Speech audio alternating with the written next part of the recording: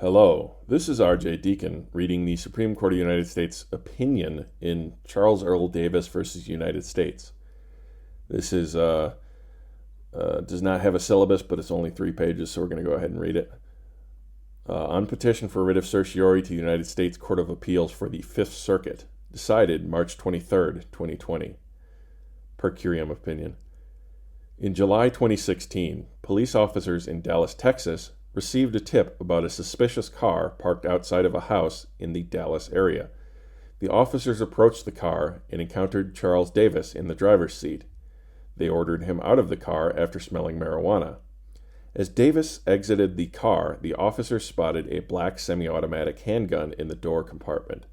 They then searched Davis and found methamphetamine pills. Davis had previously been convicted of 2 state felonies. In this case, a federal grand jury in the Northern District of Texas indicted Davis for being a felon in possession of a firearm. It's 18 U.S.C. sections 922G1 and 924A2. And for possessing drugs with the intent to distribute them. 21 U.S.C. sections 841A1 and B1 cap C. Davis pleaded guilty to both counts. The pre-sentence report prepared by the probation office noted that Davis was also facing pending drug and gun charges in Texas courts stemming from a separate 2015 state arrest.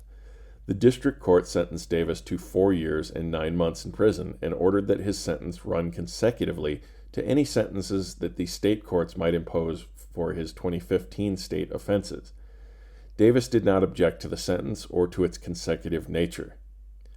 Davis appealed to the U.S. Court of Appeals for the Fifth Circuit.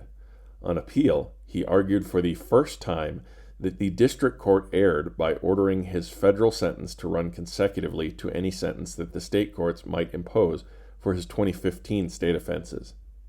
Davis contended that his 2015 state offenses and his 2016 federal offenses were part of the same course of conduct, meaning under the sentencing guidelines that the sentences should have run concurrently, not consecutively. See United States Sentencing Commission Guidelines Manual, sections 1B1.3A2, 5G1.3C.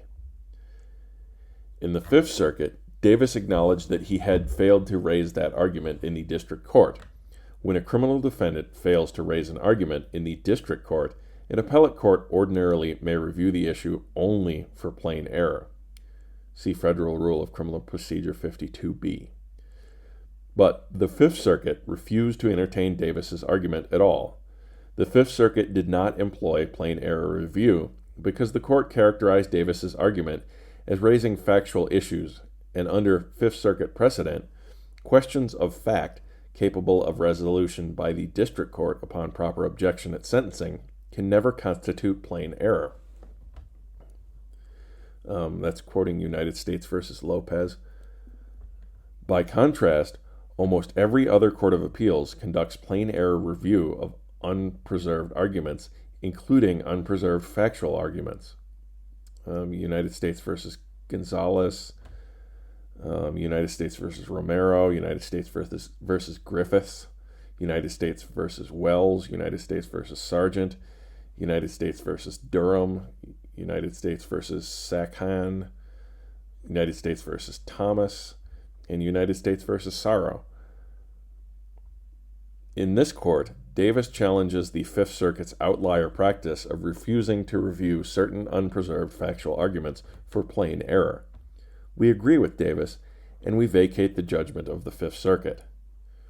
Rule 52B states in full, a plain error that affects substantial rights may be considered, even though it was not brought to the court's attention. The text of Rule 52B does not immunize factual errors from plain error review. Our cases, likewise, do not purport to shield any category of errors from plain error review.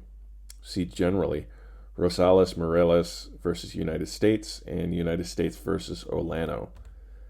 Put simply, there is no legal basis for the Fifth Circuit's practice of declining to review certain unpreserved factual arguments for plain error. The petition for certiorari and the motion for leave to proceed in forma pauperis are granted. The judgment of the Fifth Circuit is vacated, and the case is remanded for further proceedings consistent with this opinion. We expressed no opinion on whether Davis has satisfied the plain error standard. Thank you for listening. If you'd like to get a hold of us, we can be reached at rhodesscholar80@gmail.com. That's ROADS and 80, or on Twitter at Court Syllabus. And again, I am actually looking to network with some folks from Penn State Law. If I have any listeners out there that are listening at Penn State or are alumni, go ahead and drop me a line. Thanks.